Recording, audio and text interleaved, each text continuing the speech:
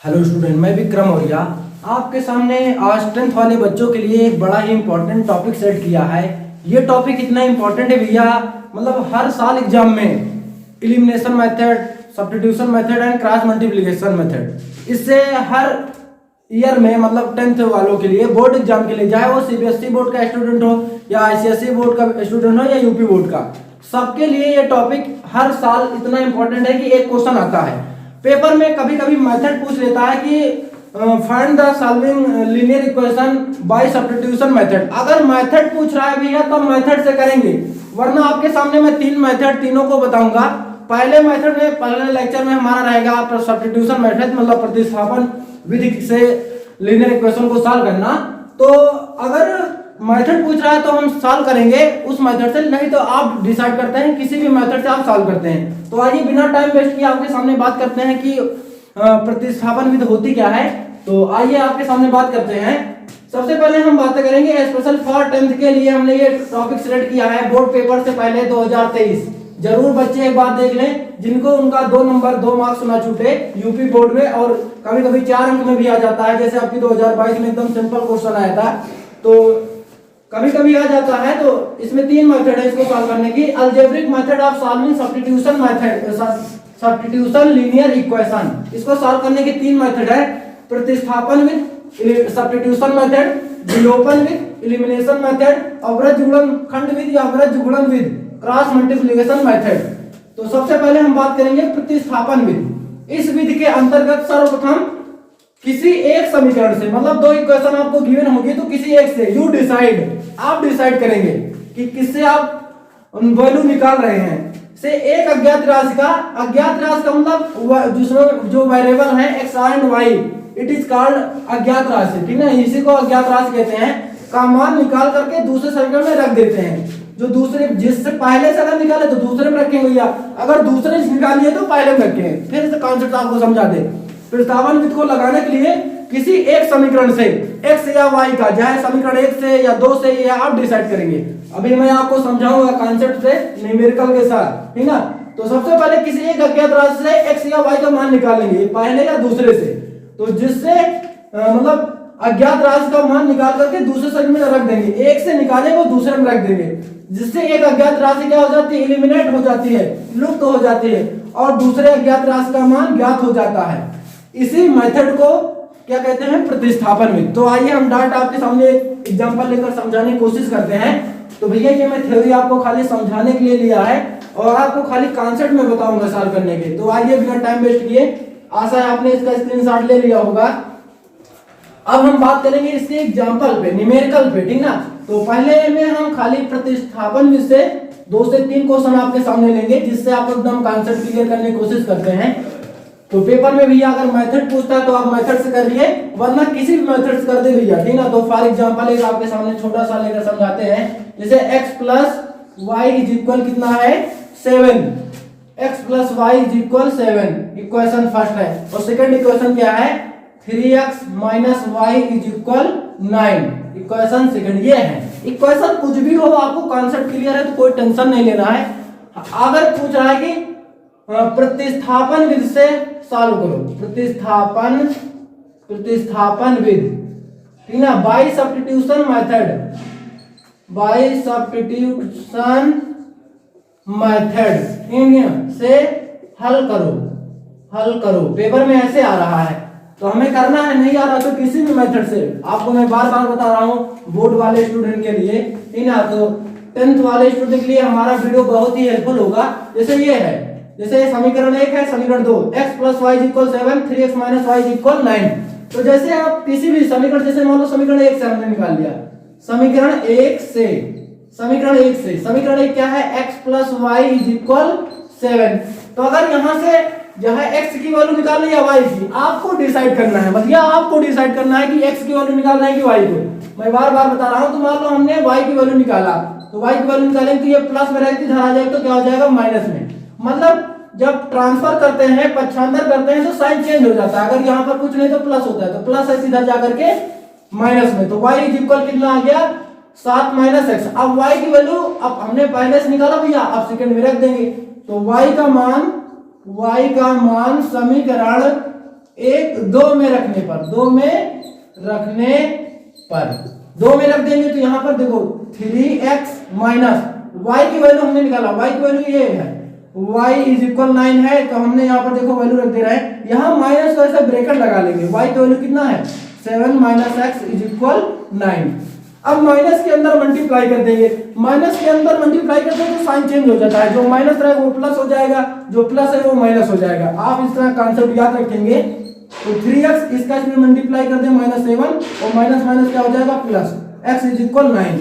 अब ये प्लस में है और ये प्लस में, जब कोई साइन ना हो तो इसके आगे प्लस होता है, ये प्लस तो 3 एक कितना हो जाएगा 4x, और ये माइनस में इसका ट्रांसफर कर देंगे तो माइनस में जाकर क्या हो जाएगा प्लस 9, तो 9 + 7 तो 9 7 कितना हो जाएगा 16 हो जाएगा, मतलब 16 हो जाएगा x, और यहाँ पर ये मल्टीप्लाई में यहाँ पर आकर क्या हो जाएगा डिवाइड में, तो 4 चौक 16, तो x की वैल्यू कितनी आ गई 4 आ गई।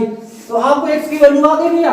अब इसको किसी क्वेश्चन में रख दे, फर्स्ट में या सेकंड में, या जो यहाँ से हमने y की वैल्यू निकाली वहां रख दे, तो आपकी किसकी वैल्यू आ जाएगी भैया, y की वैल्यू आ जाएगी। तो आसान है, आपको x की वैल्यू फाइंड आउट करने में समझ में आया होगा। अब x की वैल्यू हम समीकरण 1 में पुट कर दे, ठीक ना। तो एकदम विधिवत आप एकदम चैनल से जुड़े रहिए, जिससे आपको सभी कॉन्सेप्ट विधिवत आपको क्लियर होता रहे, ठीक ना। और आप अपने दोस्तों के भी शेयर करना ना भूलें। समीकरण ये x का मान रख दे, x का मान समीकरण 1 में रखने पर, अब भैया एक क्या है, ये x + y is equal 7, x की वैल्यू कितना है 4, तो यहाँ पर 4 रख देंगे, 4 + y इज इक्वल 7, तो y इज इक्वल ये प्लस में इसका ट्रांसफर हो जाएगा, जब प्लस में इधर जाएगा तो क्या हो जाएगा माइनस में, तो इससे घट जाएगा, 7 से 4 घट जाएगा, कितना आ जाएगा 3। तो एक क्वेश्चन आपके सामने हमने लिया प्रतिस्थापन विषय, आपको समझ में आया होगा। अब हम और भी एग्जांपल इसके लेते हैं, सेकंड एग्जांपल की बात करते हैं। तो ये आपने इसका स्क्रीनशॉट ले लिया होगा, ठीक ना। तो सेकंड क्वेश्चन आपके सामने लेते हैं और समझाने की कोशिश करते हैं।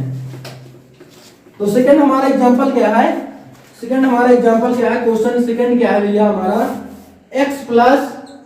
x plus y is equal 3.3, x plus y is equal 3.3 और 0.6 upon 3x minus 2y is equal -1।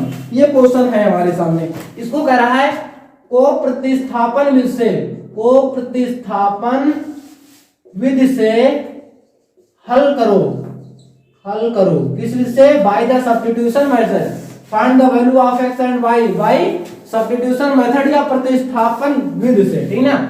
तो हम सबसे पहले इस इक्वेशन को, इसको पहले इस फॉर्म में लाएंगे। कोई भी इक्वेशन है सबसे पहले हम उसको इस फॉर्म में ला लेंगे, मतलब ax + by, ठीक ना, इज इक्वल c, इसके रूप में प्रतिस्थापन लगाना है तो पहले इसके रूप में ला लेंगे, ठीक ना।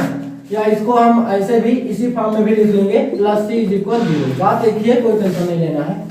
तो जैसे ये है तो ये तो पहले से है भैया, ठीक ना। तो x + y is equal 3.3 equation first, इसको पहले चेंज करेंगे, यहाँ पर मल्टीप्लाई में यहाँ डिवाइड में, यहाँ अगर मल्टीप्लाई में हो जाए तो 0.6 इज इक्वल -1 और ब्रैकेट में हो जाएगा 3x माइनस 2y।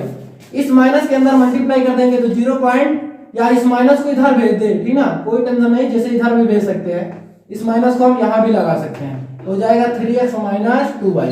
मतलब इसको हम ऐसे लिख लेंगे 3x minus 2y is equal -0.6 equation second. अब पहली इक्वेशन ये हो गई, दूसरी इक्वेशन ये हो गई, ठीक ना। अब इससे हम मान लो किसी, जहां इससे वैल्यू निकाल लो या इससे, तो इससे थोड़ा आसान है तो इससे हम निकाल लेते हैं। समीकरण एक क्या है, x + y इज इक्वल कितना है 3.3, x + y is equal 3.3, x + y is equal 3.3। जैसे हमने मान लो कि x की वैल्यू निकाल रहे हैं, x की वैल्यू निकाल रहे हैं तो ये प्लस में जाकर क्या हो जाएगा माइनस में, 3.3 माइनस y। अब ये x वाली वैल्यू कहाँ रखेंगे, क्वेश्चन सेकंड में, फर्स्ट से निकाला और सेकंड में रखेंगे, ये नहीं कि फर्स्ट से निकाला फर्स्ट में रखेंगे, याद रखना है, टेंशन नहीं लेना है। तो x पहले से वैल्यू हमने निकाला, अब इसको कहाँ रखेंगे, सेकंड में रख देंगे, तो सेकंड में रख देते हैं, ये सेकंड इक्वेशन है, तो x की वैल्यू यहाँ पर रख देते हैं। तो आप देखते रहिए एकदम टॉपिक टू टॉपिक। तो यहाँ पर हम देखो रख देते हैं, तो 3x minus 2y is equal क्या है -0.6, तो x की वैल्यू क्या है 3.3 माइनस वाई, तो x 3 ब्रैकेट में 3.3 minus Y minus 2y is equal minus 0.6। इसकी इसमें मल्टीप्लाई कर लें, 3 त्रिक का 9, 3 त्रिक का 9, एक अंक के बाद पॉइंट लगा दें, इसका इसमें मल्टीप्लाई कर लेंगे तो 3y minus 2y is equal minus 0.6। अब ये माइनस में इसका ट्रांसफर कर दे, माइनस में जाकर क्या हो जाएगा प्लस में, माइनस 0.6 माइनस 9.9। तो इसको ऐड कर लेंगे, तो पॉइंट का ऐड कैसे करते हैं, तो पॉइंट के नीचे केवल पॉइंट लिखते हैं ये, है ना। तो 9 6 15 के 5 और 9 1 कितना हो जाएगा 10, मतलब आ जाएगा 10.5। इसको ऐड करने बैठेंगे तो भैया कितना आ जाएगा माइनस का 10.5। तो आशा है आपको समझ में आ रहा होगा। अब ये भी माइनस ये भी माइनस, तो दोनों अगर माइनस बने, जैसे -3 -2, ये कितना हो जाएगा माइनस का 5, लेकिन साइन लगा रहेगा। -2x -3x, तो दोनों जुड़ जाएगा -5x होगा, लेकिन यहाँ साइन लगा रहेगा। मल्टीप्लाई में माइनस माइनस क्या हो जाता है प्लस हो जाता है।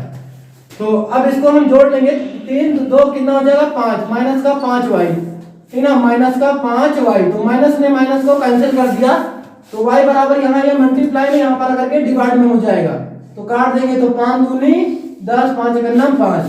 तो ये y की वैल्यू आ गई। अब y की वैल्यू आ गई भैया, कोई टेंशन नहीं लेना, इसको चाहे इक्वेशन फर्स्ट में रख दे या सेकंड में। तो जैसे y की वैल्यू किस में रख दे, y की वैल्यू हमारी क्या आ गई 2.1, दिस इज ये क्या y की वैल्यू हो गई। अब y की वैल्यू किस में रख दे, समीकरण फर्स्ट में। तो आशा है आपका इसका स्क्रीनशॉट ले लिया होगा।